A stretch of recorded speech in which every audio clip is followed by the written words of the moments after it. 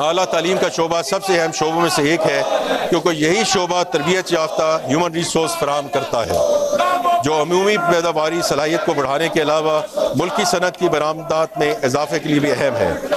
اعلیٰ تعلیم کی مد میں AGC کو 170 منصوبوں کے لیے 39.5 ارب روپے فراہم کیے گئے ہیں۔ ان میں سے 38.5 ارب روپے جاری منصوبوں کے لیے ہیں۔ ان وسائل سے جاری اسکیموں کو مکمل کرنے میں مدد ملے گی۔ وزیر اعظم پاکستان کی اسکیم کے تحت جسمانی مسائل سے دوچار نوجوانوں کو اپنی مشکلات پر قابو پانے کے لیے الیکٹرک ویل چیئرز، کسٹمائزڈ لیپ ٹاپس اور آڈیو ویژول ایڈز فراہم کی جائیں گی۔ Science and technology. جناب اسپیکر، سائنس اور ٹیکنالوجی کے فروغ کا مقصد نالج بیس اکنامک گروتھ کو فروغ دیتے ہوئے کمپیٹیٹیونیس، انوویشن اور انسانی وسائل کی ترقی کو بڑھانا ہے۔ یہ تمام مقاصد اڑان پاکستان اور نیشنل اکنامک ٹرانسفارمیشن پلان کے ای پاکستان کمپوننٹ میں شامل ہیں۔ سائنس اینڈ ٹیکنالوجی کے لیے مالی سال 2025-26 میں 31 جاری اسکیموں کے لیے 4.8 ارب روپے مختص کیے گئے ہیں۔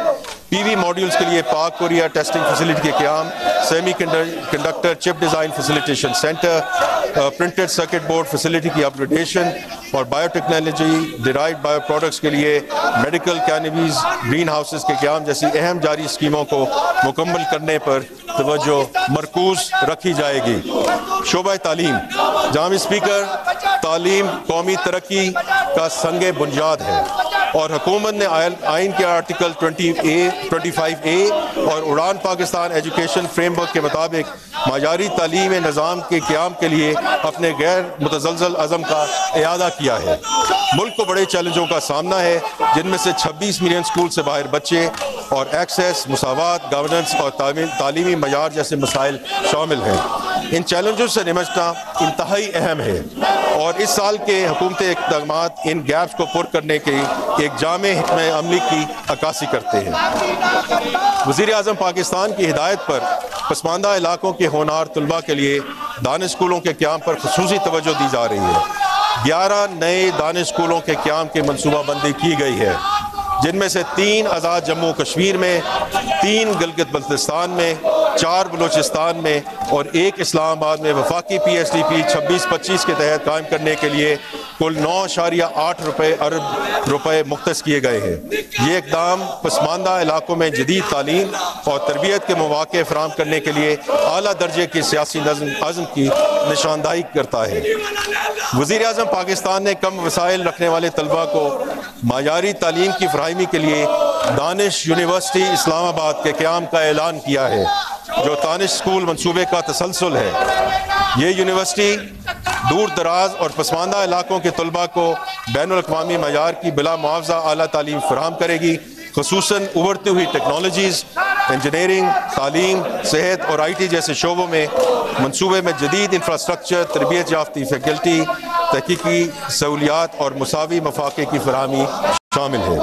آئندہ مالی سال میں یونیورسٹی کی ماسٹر پلاننگ، تعلیمی اور رہائشی بلاک کی تعمیر اور بنیادی عملے کی بھرتی کی جائے گی۔ یہ اقدام نہ صرف تعلیمی ترقی بلکہ علاقائی خوشحالی، روزگار کے مواقع اور سماجی برابری کو فروغ دینے میں مددگار ثابت ہوگا۔ تعلیم پر مرکوز اضافی منصوبوں میں ارلی چائلڈہڈ ایجوکیشن کے مراکز، کمپیوٹر لیبز اور نیشنل انسٹیٹیوٹ آف ایکسلنس کا قیام شامل ہے۔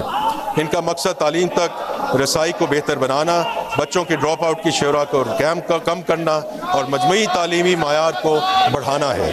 ان کاوشوں کے لیے وفاقی PSDP میں مجموعی طور پہ 18.5 ارب روپے رکھے گئے ہیں۔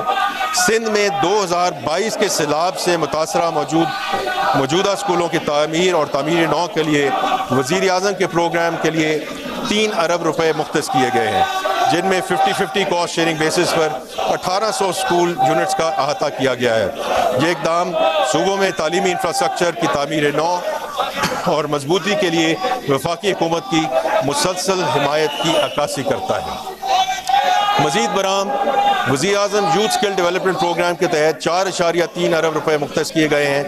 اس پروگرام کے تحت 161,500 نوجوانوں کو اسکلز ٹریننگ فراہم کی جائے گی، جن میں 56,000 کو IT, 64,000 کو انڈسٹریل ٹریڈز اور 49,000 کو روایتی ٹریڈ میں تربیت دی جائے گی۔